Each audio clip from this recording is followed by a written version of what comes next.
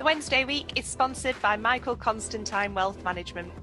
We bet you can't find a financial advisor closer to Hillsborough Stadium. Hello, good evening, good morning, good afternoon. Welcome to the Wednesday week. Today, it is not Danny's off on his holidays again, so I'm standing in for him. My name's Ash, of course. I'm joined by Jon, Simon and Hollie, and we're here to talk all about the last week's goings on and review last week's game against Shrewsbury. So, evening, everyone. How are we okay? Well, good, thanks, mate. Yeah, cheers. Yeah, all good? Yeah, not too bad. No, all right. Okay. Oh, very positive here. I like it. So, obviously, up first, I'll get straight to it. None of this pissing about like Dan does. Shrewsbury, weekend just gone. Can't say fairer than that, can you? 3-0 win on the road at Shrewsbury. What do you think? Let's go to, we'll go Hollie first. Hollie, what did you think to that showing at Shrewsbury? So I didn't go because I had a wonderful weekend away watching the Flaming Lips in Manchester, which was absolutely fantastic. Beforehand, I had a slight grain of optimism that we might still sneak it. So I went to my friend's sports bar, which is Libero in Altrincham. So if you are there, go and see it. It's brilliant. But before we'd even got out of the car, I think Ipswich were like 3-0 up. So it's like absolutely ruined it. But yeah, I've watched the highlights and it all just seemed very easy, which makes me think, is it because the pressure is off that they decided to play how they played ages ago? So for this horrible run we've been on, I've made excuses for them. After my tiny little blip after that Barnsley game, I made excuses that they were tired or the weather or that referee and blah, blah, blah. But now I think, have they actually bottled it? They've played me here. I made excuses, but now the pressure's off and then they start playing like that, doing all that passing shit that they were doing 10 weeks ago. But you might tell me different because you were actually there, weren't you?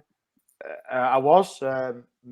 Myself and Mr. Hill went to the game. It was, but I think we've gone in early. We're in 2 minutes, and we've got the title of the podcast there. Have they really bottled it? Have they? Yeah, but and I think we all know the answer to that, Hollie. I think we all know that one.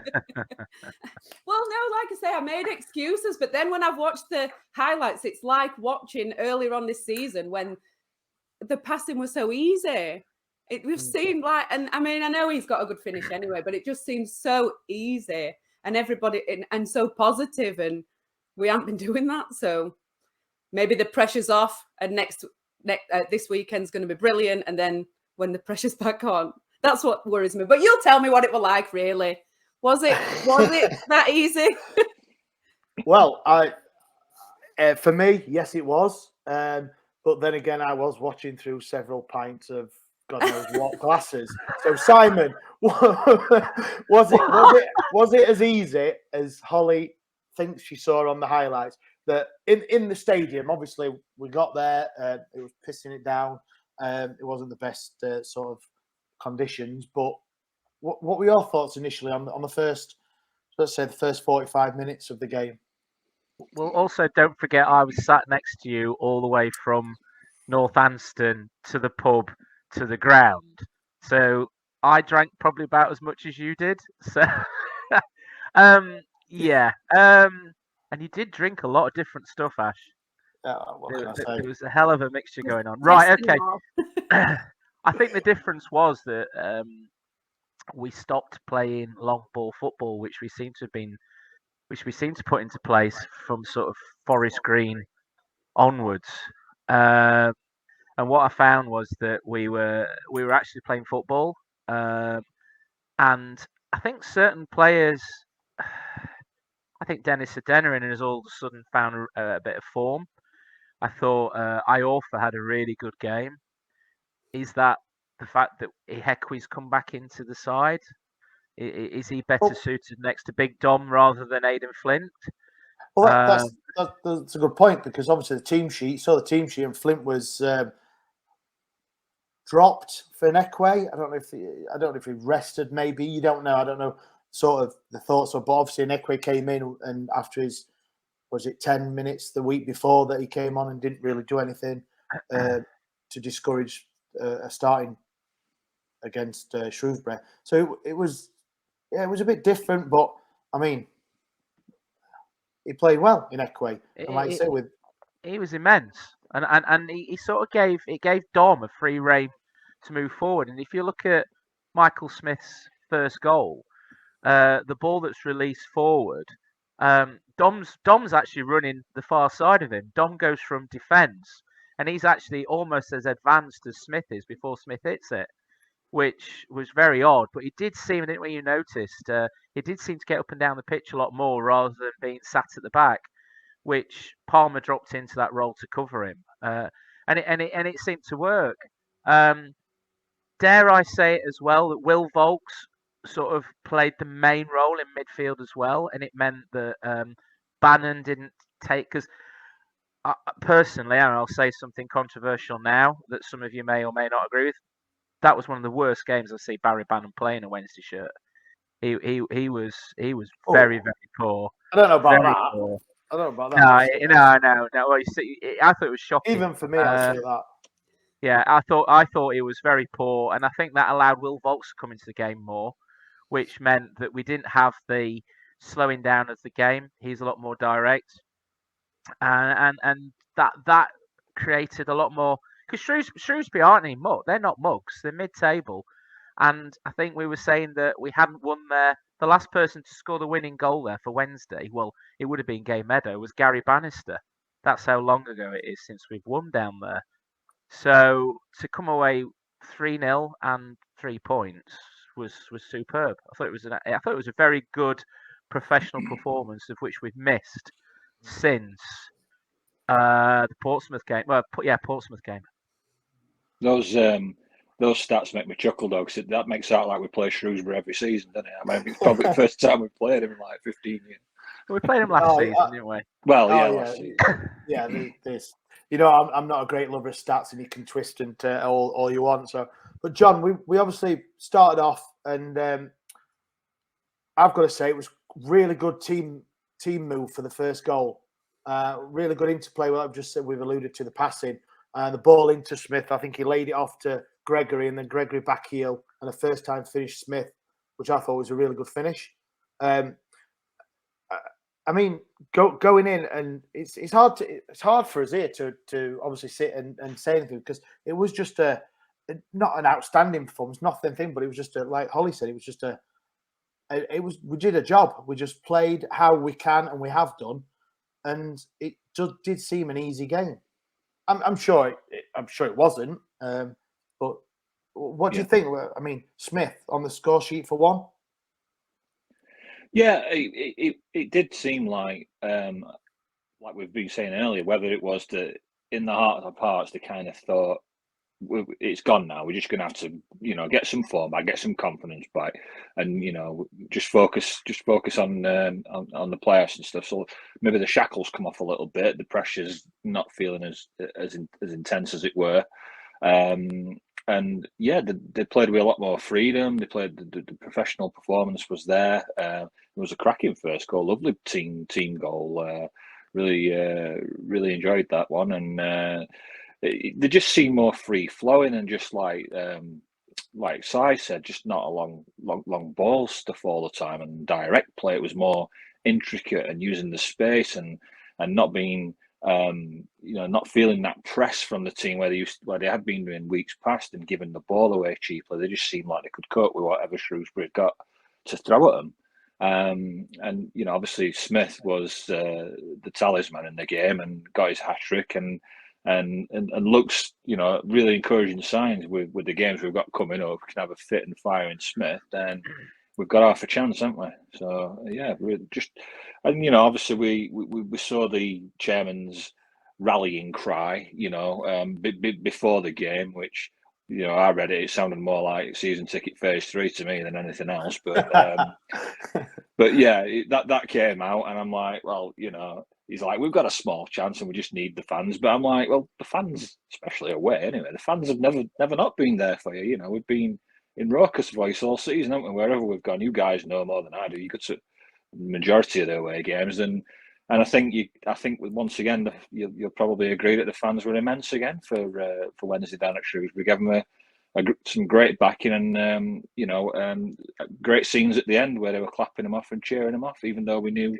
we'd blown top two. So Yeah, it was great. I've got to say, but there was always that. Obviously, you get the goal updates from around the ground, and like Hollie said earlier, it's like Ipswich 5-0 at half time. It's like, where's our sort of performance? We haven't had one of them for a good while. A great first half where you're thinking 4-5, and Ipswich have just done it in the last fair few weeks. No slight on them or anything. They've stepped up and took it, and we've just fell flat at the end. And it was like that in the in the fans. For me, it was anyway. Obviously, I don't know what Simon thought of that. It was like, oh, Ipswich have scored. Oh, Luongo scored. Hurst has scored. It's like, come on. And then it was Plymouth were drawing, so we've got a slight, still there. We're winning. Plymouth are messing up, and then, second half come. It was just same again. It was a great interplay. I think header wasn't it for Smith for the second. So he gets his second goal. I think it was a great cross from Johnson. Johnson, yes, it was. Apologies, Johnson. Yeah. So it was great. So like John said, Simon, the confidence that Smith must have got from, I believe, first Sheffield Wednesday hat trick as well for him.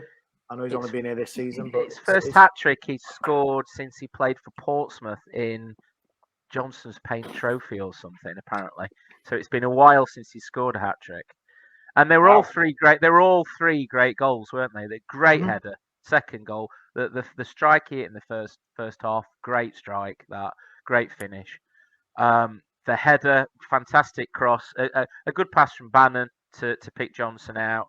Johnson took his man out. He'd had a few chances, Johnson, getting the ball in. I thought he had a really good game on Saturday. But his crossing was a lot better than what it has been. Perfect header, great header across face of goal into the back of the net. That was a good one. And then the final goal again, shot across into the back of the net. Really good finish. Perfect. But if he'd hit it with left foot, right foot, then it would have been his perfect hat trick, wouldn't it? Him coming into some vein of form is just what we need, especially with Windass coming on in the last 5-10 minutes was it? Because the partnership that we had with Smith and Windass at the start of the season was superb. So that's what we need. I just think, in regards to Hollie's comments earlier about the bottlers, obviously we still had a slight chance, didn't we, on Saturday? Yeah. There was a chance. A slight chance, but there was a slight chance there if the other two results had gone against us. But their running for the other two teams is far easier than ours.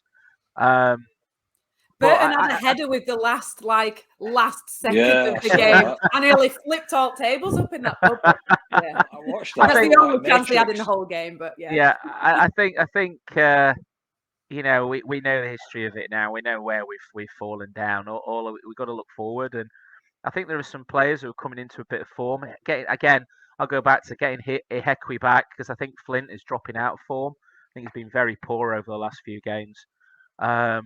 If Iorfa steps up again and keeps going, I do think that Adeniran playing on that right wing back sort of role is something that suits him, and he looked very lively.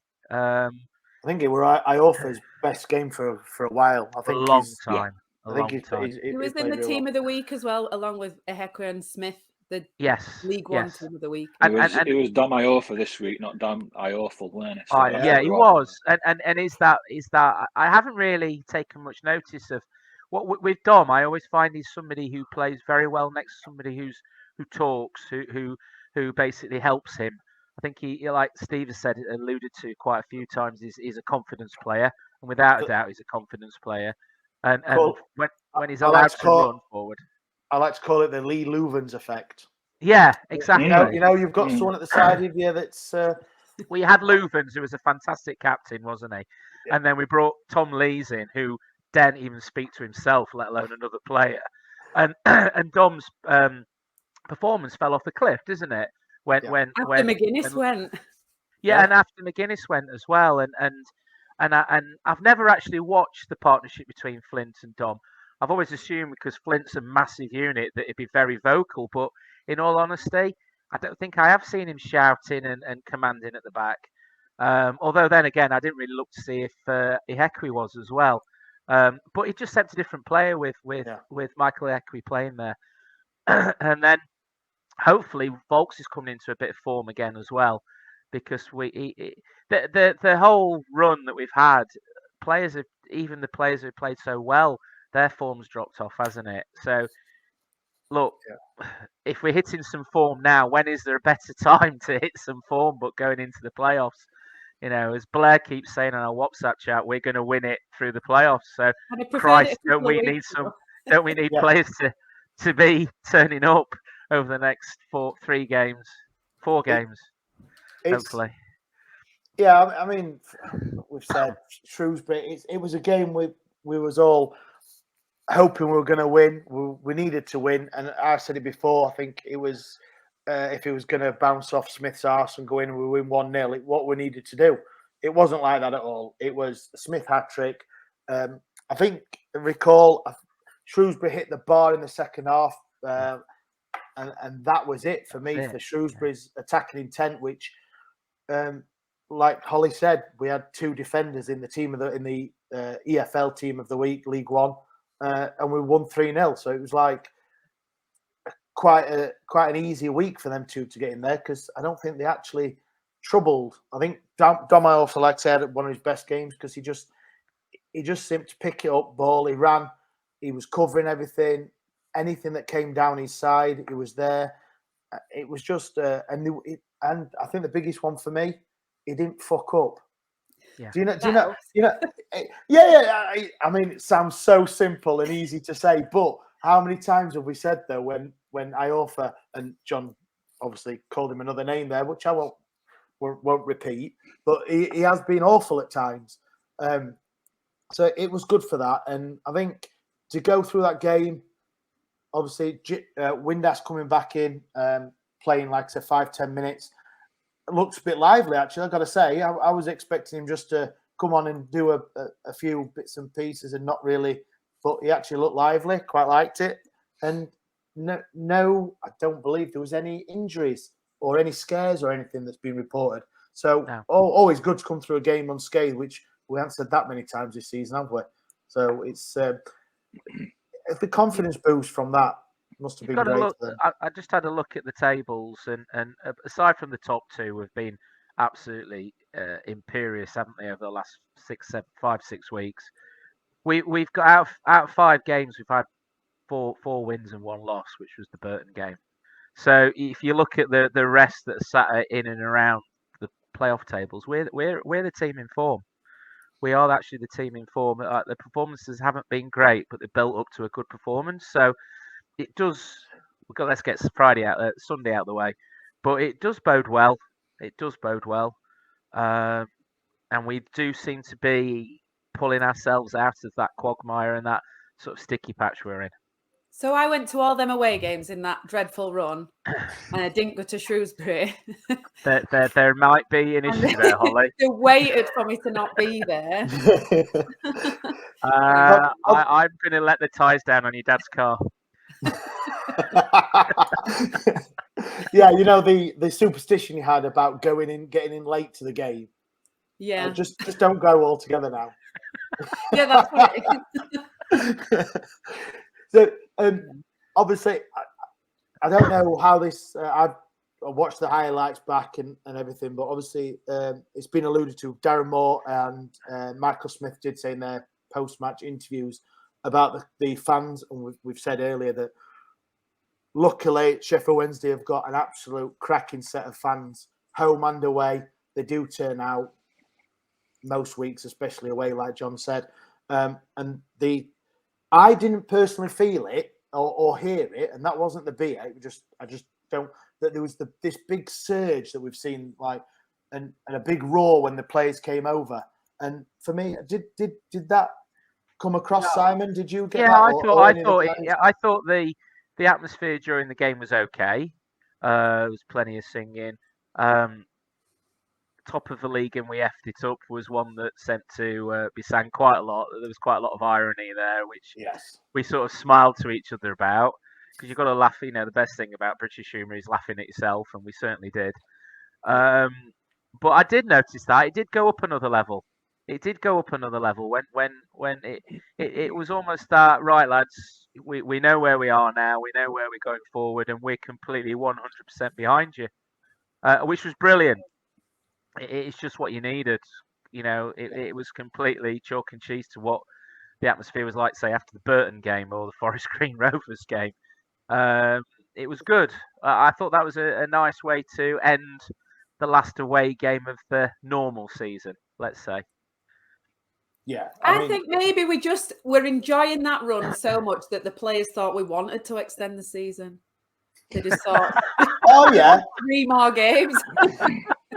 We'll grasp as many straws as we bloody well can, won't we? I know, lads. I know what'll be great. We'll sacrifice going on holiday for another couple of weeks of training and hopefully 3 great matches. Yeah, well, I can see your logic there. So, what do you think, John? Would that, maybe a stupid question, but obviously the fans have been there. We all have a moan. And we've had seen so much moaning and bitching and thing over the last, especially the last 4 or 5 weeks. Do you think the fans really understood what that big roar and that big, like Simon said, that's it, we know where we are, let's go on now? Do you think they'd have took that on, wouldn't they? Yeah, I mean, for all disappointment and anger in some quarters, you know, when emotions are raw after the results have come in and you've not got what you set out to achieve. I think we're quite a forgiving bunch, Wednesday fans. I mean, we've had to be, haven't we? We've had so much crap over the years, but we'll still dust ourselves down, come back and back them. And I think that was probably the start of it at Shrewsbury, thinking, right, we know it's lot now. It's going to be playoffs. Yeah, it sucks. We don't want playoffs. We hate playoffs. But we're going to have to back them, because if we don't back them, they're not going to get through it, are they? They need us behind them. We've seen playoff nights at Hillsborough. We've seen what the kind of atmosphere we can generate. We saw it at Brighton. You know, we've seen it against Huddersfield. We know we can be the 12th man, and I think that was just kind of a prelude to, like, all right, guys, we're pissed off at you, but we still love you. We're still going to back you. Get yourselves focused. Get your minds ready, and let's attack these playoffs. I think this season our fans have been brilliant.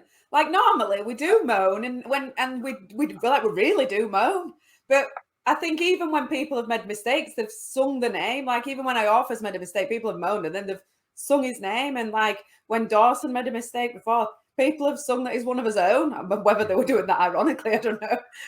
Like, he's definitely Wednesday. But I don't know. But I feel like our fans have been more forgiving than ever before in other seasons. Even when we've been winning a game, if someone just does a pass across back 4, people start booing. So I think we've been really good this except you, Ash, obviously, but everyone else. Yeah, no, I've been a right bastard, me, I tell you.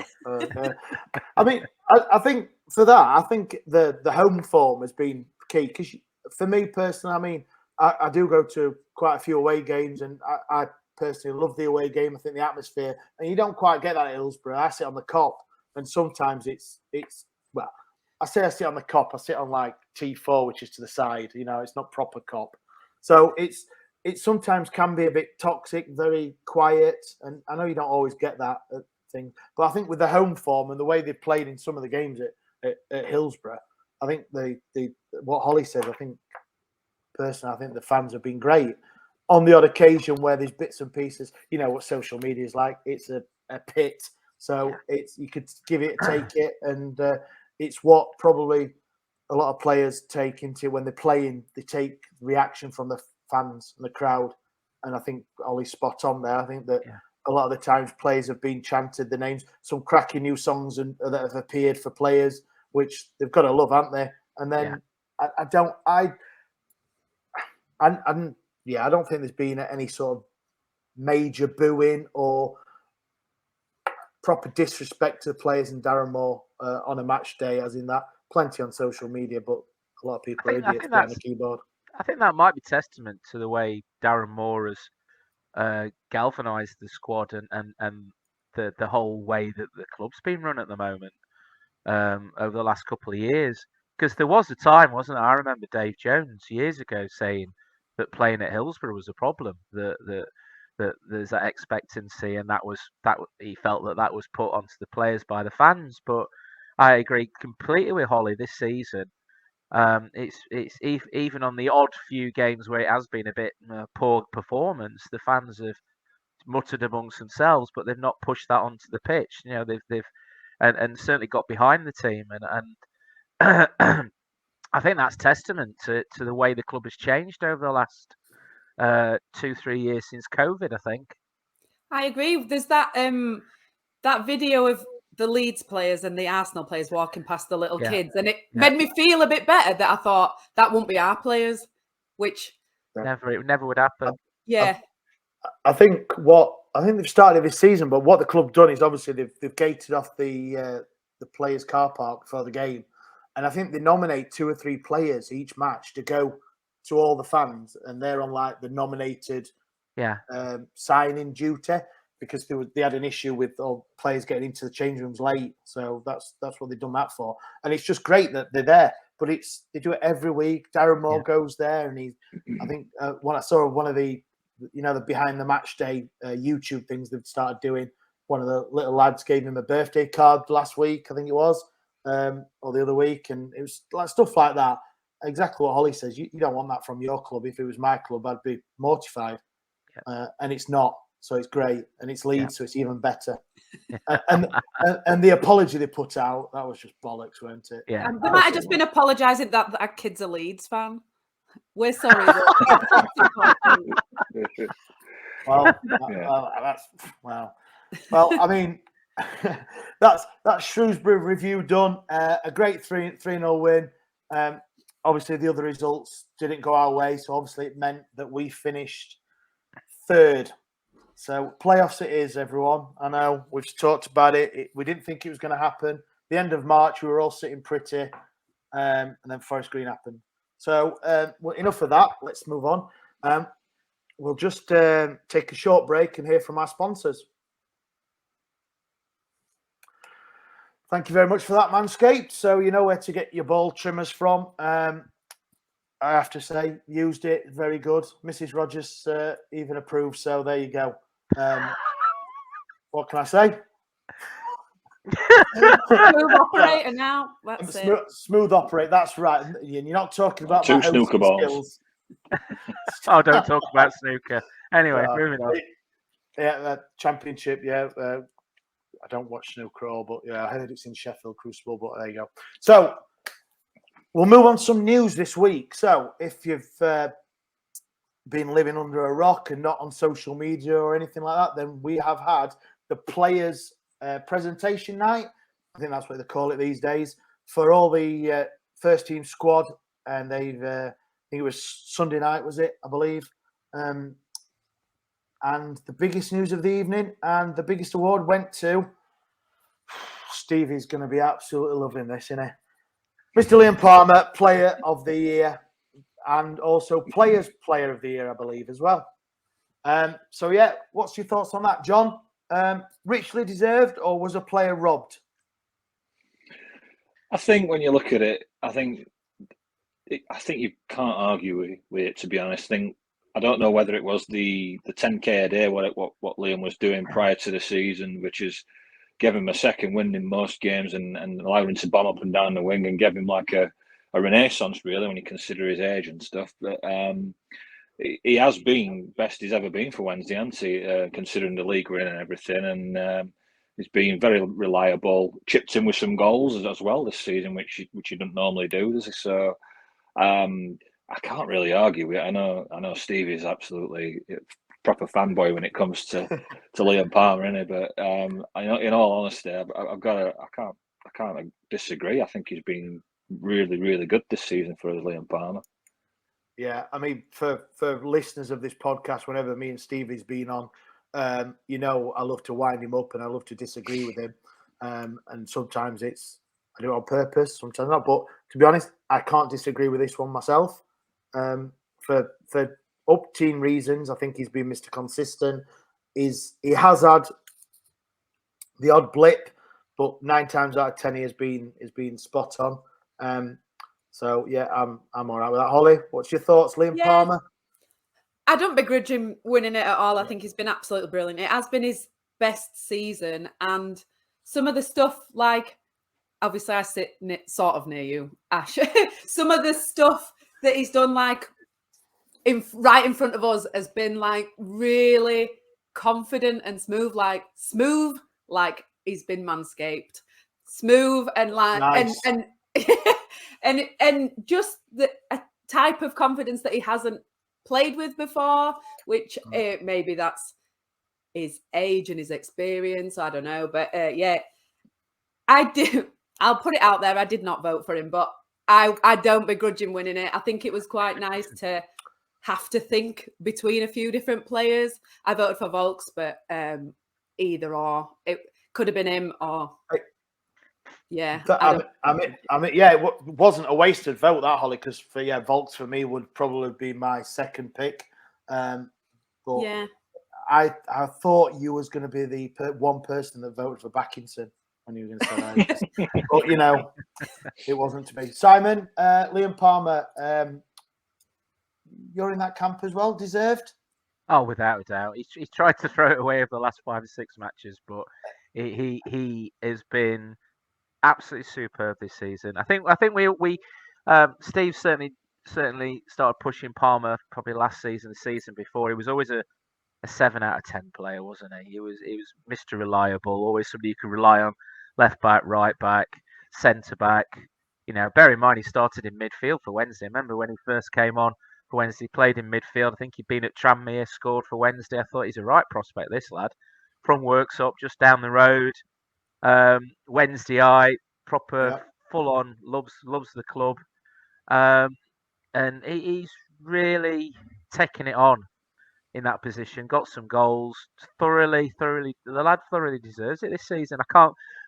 I would be, close number 2 would be Will Volks. I thought he's been superb. A few players at the start of a few fans and podcasts wrote him off at the start of the season. Thought he was a sort of. He probably would ended his career elsewhere, and he'd just come here for a paycheck. But he was obviously unfit, and as he's come through, he's been superb, Volksy. I think the tweet that you're alluding to was comparing him to Lewis Wing. Yeah, they was compared to Lewis Wing, and he's Lewis Wing's not fit to lace his boots. He is superb player, and I would say. He's captain material if Bannon wasn't here. If Bannon wasn't here, he would make a fantastic captain. And he won. He also won an award, didn't he? He did. I can't remember what it was. It was the community award. That was it. Because he's heavily involved with Bluebell Wood, isn't he? He is indeed. He's a patron of theirs, so that's fantastic for. He's such a lovely. He's carried that on from when he was at Rotherham, hasn't he? Yeah. Go on. Sorry, John. No, I was just going to say, what I love about the Liam Palmer story as well is that he was like one of the academy success stories, because we haven't had many, have we? And to think about, when you think about when Liam Palmer came through and all the managers that have come and gone, and Liam Palmer remains, he's always managed to find a way to be in the side, even if some seasons he's been like a sub or a bench player or whatever. But he's always kept his head. He's always worked hard and found his way into the team at some point, and always gave 100%, hasn't he? And that's brilliant for a testament to his longevity and determination. And even now, at like, what is he, 30, 29, 30? Might be even 31. But nice. Is he? I think he's a bit older than that. 30. Is he a bit older than that? I think I thought it was 33. Yeah. Yeah. See, obviously he's got his legs are still there, then, aren't they? Because he did all those marathons, like we said, 10Ks before the season started, and he's had this brilliant season for us. just great to see like an academy lad come through, go through all the ups and downs, but never falter. Always give his best whenever we've called upon him. Yeah, and it's paid off for him, and I'm made up for him. I really am. Yeah, I think that what you just said, John, about him being versatile is what has made him so good this season. Like we change centre back or winger even, or wing backs, whatever, and he's been shuffled from one side to the other, back and forth, and he's still slotted in and been really good in whichever position he's played in, whereas other people are only fit into one slot where he can play in I mean, at some points I have thought, just sling him up front, for God's sake. Might as well make the full set. But yeah, he's really versatile, which I think has helped this season a lot. From what you were saying, Ash, about and John, about how long he's been here as well, there was a clip on Twitter the other week of Sky Crossbar Challenge, and Gary Megson was manager, and I can't remember who else won it, but Liam Palmer was one of the 2 players that won Crossbar Challenge, and Megson was the manager. So that sort of shows you, he was a fresh-faced lad then, not quite as over 10 years ago, that isn't it? Exactly. Yeah. On that. So obviously Michael Smith had his hat trick in the game. And then on that point there, Simon, Liam Palmer got a hat-trick on the awards with his lifetime achievement. Yep. Which, like we've just spent the last 3-4 minutes going on about all of it. He's been there. He's done it. He's had all the T-shirts. And there's that adorable picture of him at the playoffs from 05, which is the cutest thing ever. Yeah. So if anyone obviously looks on YouTube and gets the video of what they played to him on the awards night, it was really great. I mean, there was somebody chopping onions in our house at 11:30 at night. I'll tell you. I think he's taken some criticism he's had over the years. Is if he was so good, why didn't he move to another club? And I actually like the fact that he stayed at Wednesday. I think he might have well have been offered places elsewhere, but it just shows you the commitment he has to the club. And by the looks of it, he'll stay at Wednesday until he has to hang his boots up, and I would imagine he'll end up coaching for the club as well, which we have a few, ex-Wednesday players.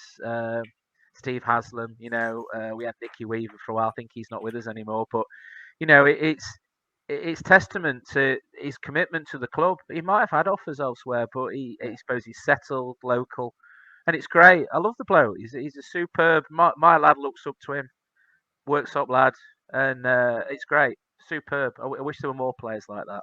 And I don't know if they, I don't think they do him anymore, do they? But he should do it. They should have a testimonial for him, shouldn't they? They should create one. Absolutely, should do just something for him. Yeah. When it comes to the point where he has to hang his boots up, they've got to do something for him, haven't they? Got to. Pressman didn't have one, did he? I'll never forgive him for not giving Pressman one. He was the absolute fave. So obviously, awards evening.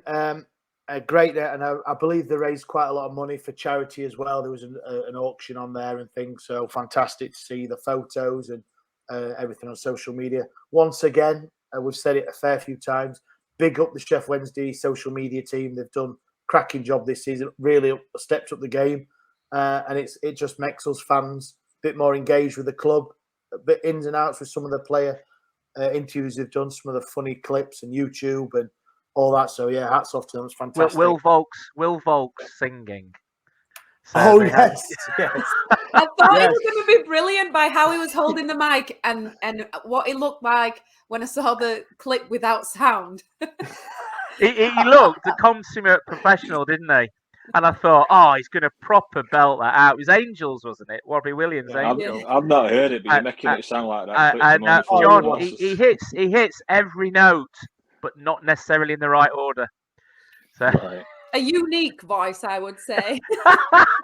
Yeah, very. For any of you that watch TV or anything, there was a program I'm saying I can see your voice, and it was this. It was like some celebrities being judges, and these people come on, and they like mimed to a song, doing some dancing, and you had to see if they were an actual singer or not, if they could sing or not. And I think Will Volk should. He would win the money. He would win the money. Is it true they asked Backinson to get up, but when he got up to sing, he just froze? I don't know if that's true. Oh. Come on now. We will not have any more slagging off of squad players that have played for Sheffield Wednesday. Sorry, he's going to score a winning goal in playoffs now, and I'm going to have there it you go. face. Yeah. He'll come on like Helen did. Oh God, no! Please no. No. Yeah. So right. So some other bits of news this week, and obviously everyone listening to this will already hear that we are in the playoffs. We are going to cement third place, regardless of what happens on Sunday. I know you look really happy about that, Hollie. So what we thought, or what I thought as well, was going to be a Friday night away fixture, wherever, probably Derby looking at this, and then a home dinner time kickoff at Hillsborough on the following Saturday has now been moved because, frankly, of the imbeciles and idiots and all of the adjectives for twats at South Yorkshire Police that think that they can't handle two South Yorkshire teams playing on the same day. Even though that's happening this weekend. Yeah, on Sunday. Yeah. So we have the players. So what? Obviously, nothing's ever signed, sealed, delivered. We always know that games can be moved for Sky TV because they basically run the leagues. But what's your thoughts on that? Obviously, Friday night away at wherever is good. It's always good. But then a Thursday night at Hillsborough, I'm not feeling that, to be honest. Anyone else? I just don't understand why they literally put confirmed dates.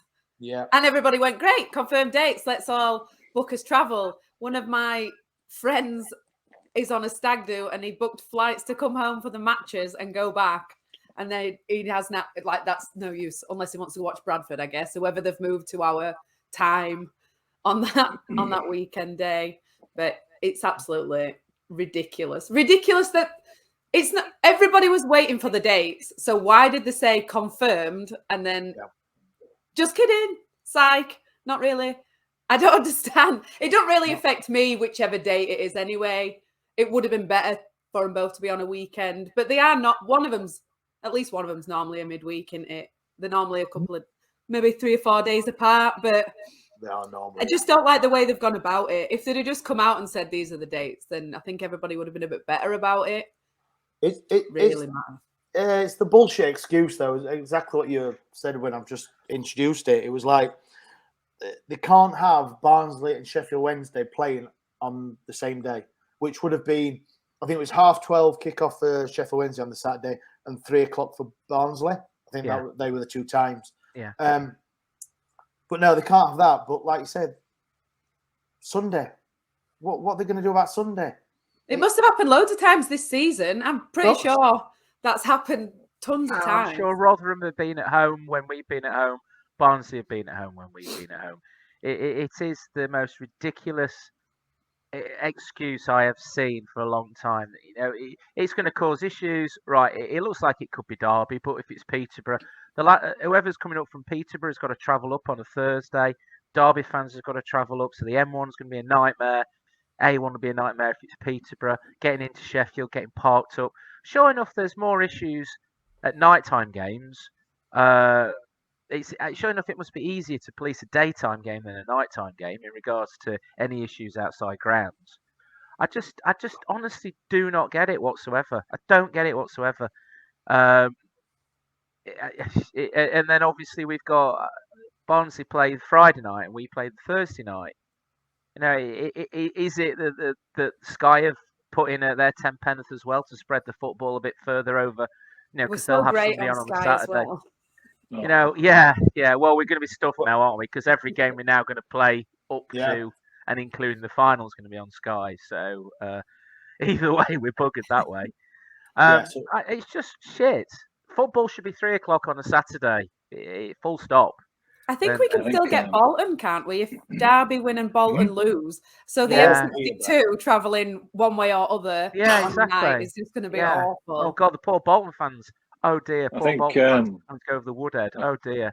I think unfortunately, when it comes to football and Sky and police and everything, the fans are an afterthought, aren't they? We know full well from the size of our club, and Derby's a big club in this division as well, that the fan base isn't just centred around Sheffield and Derby. We've got fans all over the country, north and south, and sometimes they're coming in from overseas as well. As Hollie mentioned earlier, somebody was trying to do that while part of a stag do. So I think Dale Johnson, ESPN writer and Wednesday fan, was going to come up as well, but now that's scuppered him coming up because of the day it's changed, and it's just they just don't care about the fans. It's just all about money making. Sky's going to do this, so then Sky police are like, well, we're not going to police it unless you move it to this day. And sod fans, we're the ones that have to pick up the pieces, and it ruins plans for many people. And I'm sorry for them for that. They'll justify it because it'll sell out anyway, so they don't think they care who goes. It'll just be anybody, and it'll sell out. That's another issue, though, isn't it? Because if we have a poor performance in the first away leg, are we going to sell out the Thursday night? Are we going to? I would hope we would, but. It's. I just come on. We're always positive on that first leg away, aren't we? Come on. Yeah. Well, what Huddersfield away? Oh my God. I mean, like Hollie said about her friend, and I know the London Owls, the supporters group of London, they booked their trains up for the Saturday for the home game, and obviously that's been moved. And you know what train travel's right? Probably get a £5 ticket back or whatever. So it's. Well, they'll not get back, will they? After the game on a Thursday, no, they'll not get back. It probably won't come up on Thursday. Yeah. It's thing, but it's like John said, it's fans like that. It's for me. I want it full house. I want everyone who can get there, who wants to go there, to get there. I don't care where you come from. We've seen it. We've had some cracking nights at Hillsborough, and yes, under the lights it's a bit more special than it would have been at 12:30 on a Saturday afternoon, but. It's going to be just a ball ache for anyone and everyone, isn't it? So it's not good, and I obviously made my feelings perfectly clear, and the club's beholden to Sky and the police. So it's a bit shit, really, isn't it? Yeah. Well, yeah. But on to that. So we are going to now, obviously, we're going to bit of a preview of the Sunday's game. It's. For me, I was hoping that it was going to be a dead rubber. Well, it is a dead rubber of sorts, but it was going to be a party. We're up there. We've been promoted.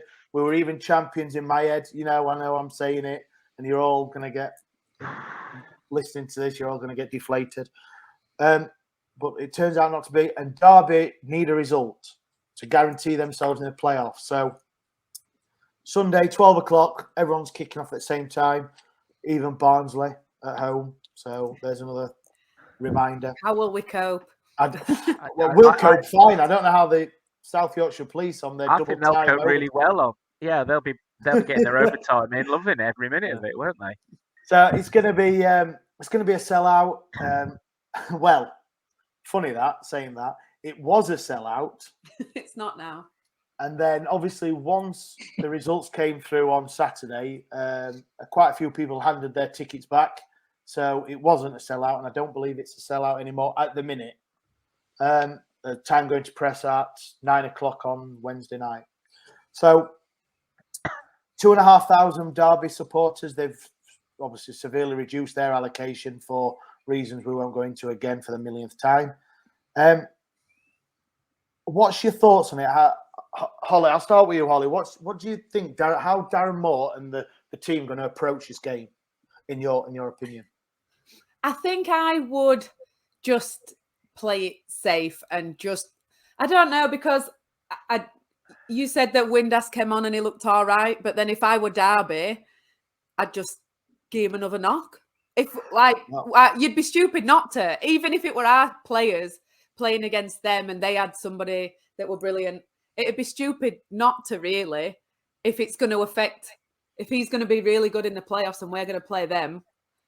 Would you risk him? I don't know.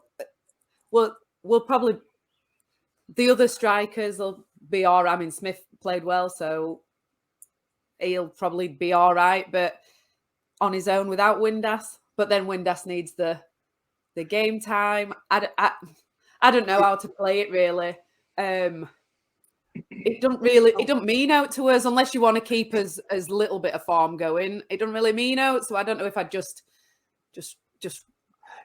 wrap them in cotton wool and bubble wrap and stuff. It doesn't mean anything in the grand scheme of obviously the league because we're cementing third place, but it means something in mentality wise, wouldn't it, John? If Darren Moore rested a few players and we ended up losing 2-0, yes, great for Derby, they're in the playoffs, but then we were more than likely playing them again less than a week later. Yeah, for me, and I heard somebody on radio say it as well, and I agree with it. I think you've got to treat it as a normal game, play your best side, and try and win because momentum is key going into the playoffs. Now, if you play a weakened side and Derby turn us over, they beat us in front of his own crowd, which is going to be a fairly large crowd anyway, regardless of it being a sellout or not. You've given them the momentum. They're already thinking, we've already been to Hillsborough. And all right, they weren't playing the best side, but we've been to Hillsborough and we've won. We've got the momentum now. We know we can get them back to Pride Park and have attack them there. And we've got no fear coming back here. For me, you play your best side, keep the momentum going.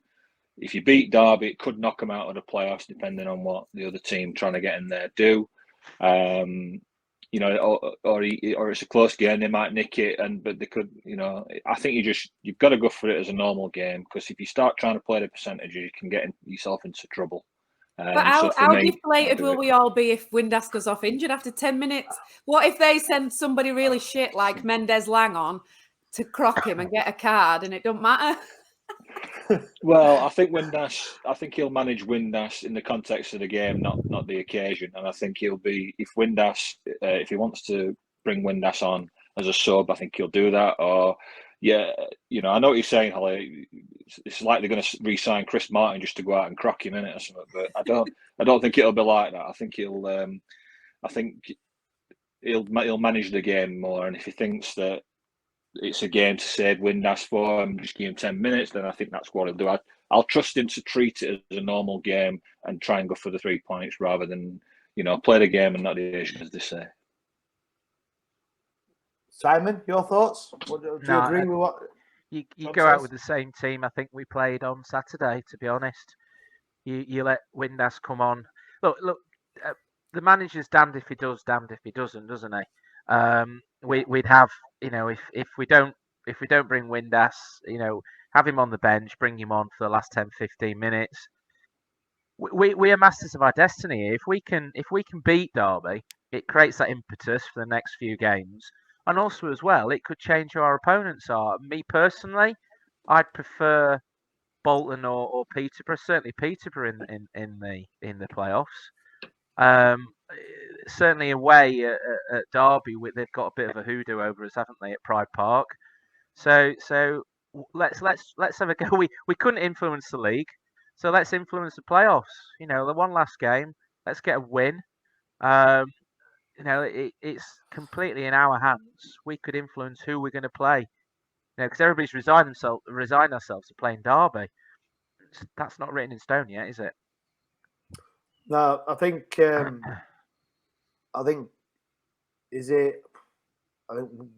Derby have to lose and then Peterborough have to beat theirs by they've got Barnsley 4 goals and they play Barnsley at Barnsley. Yeah. So any other team Peterborough play, then they've got a very good chance. But I know Barnsley have had a really good form at home. So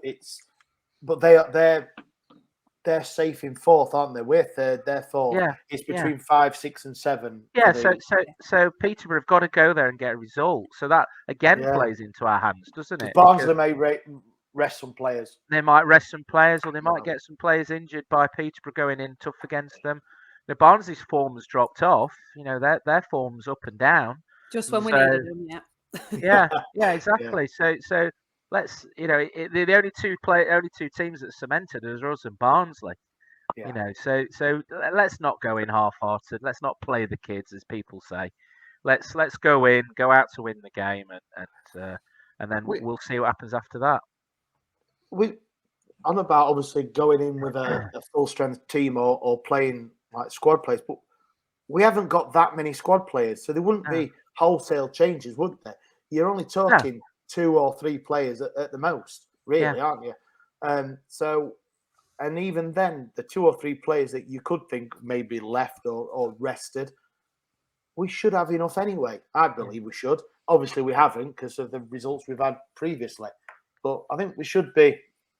I mean, we should go at it as a thing. I'm all for mentality and using the game before going into the next game. So obviously, you have a bad game, especially you know that you're going to be playing. Well, we don't. Sorry, we may be playing Derby 3 times in less than 2 weeks in a game and then 2 playoffs. So I'm all for going. But I do take what Hollie was saying. If Windass comes on for 10, 15 minutes and a player says, well, I'm going to have a yellow card, I'm going to just take him out because we know we're going to be playing Sheffield Wednesday and it's better to have probably one of their main attacking threats, not 100%. But they could do that in the playoffs anyway, couldn't they? They could target him in the playoffs. I don't think they will because I think Paul. I think we've both got the nicest managers in the league, haven't we?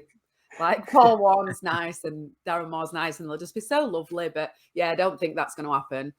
But our record against Derby, someone put it up and said something like in the last 40 matches we've only won 6.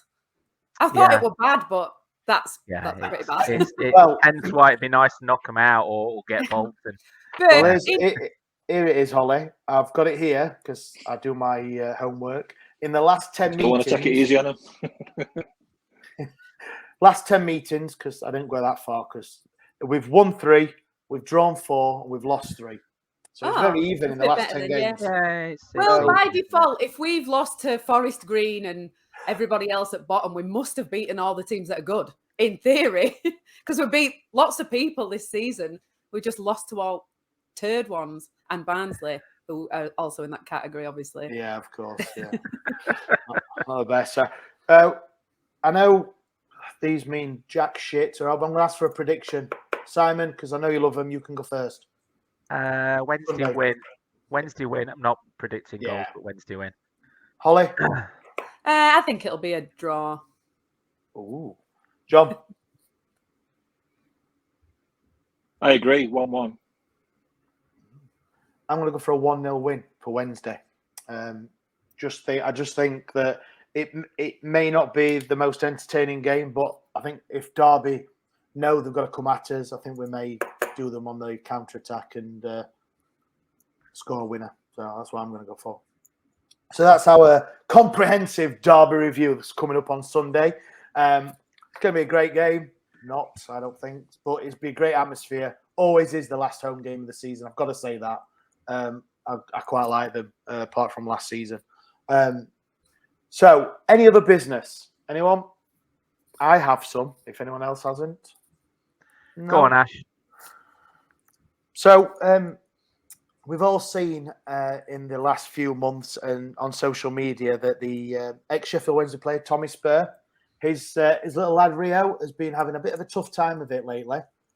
But he has had some very good news in the last week or two about his, obviously, diagnosis. So he's, I believe he's been given the all clear, but obviously still a long road gone. So he's so fantastic news for the Spur family. I want to just, for everyone from the podcast, just wish them all the best. And it's fantastic news. So congratulations, the Spur family. Yeah, very good, very good. So on that, you may have seen the last, I think it was yesterday or today even, at the time of recording, that he's been invited to Middlewood Road and had a bit of a kick around, little Rio. So it was great to see once again all the social media stuff. Actually, brilliant to see.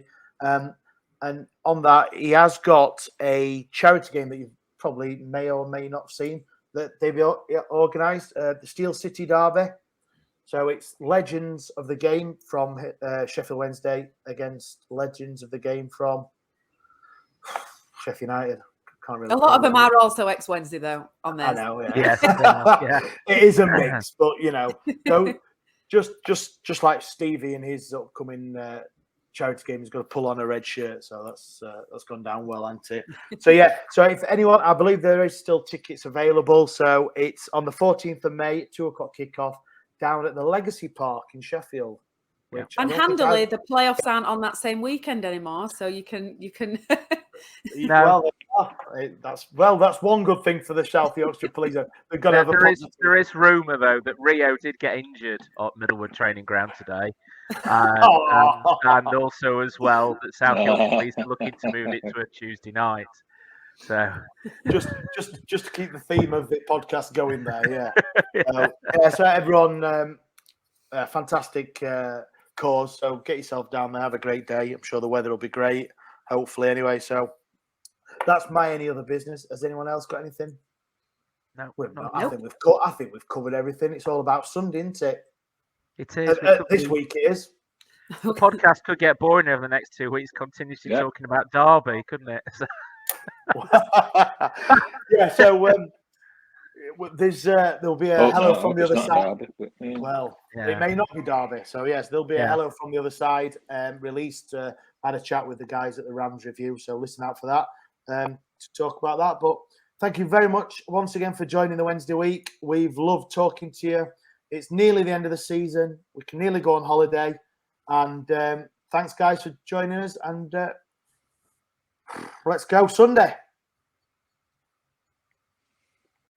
Do you want the hospitality you deserve? Then please look no further than Gary's Hoopspitality. At Gary's Hoopspitality, we can make sure you don't mix with the poor people. Gary's Hoopspitality. Get the hospitality that you demand.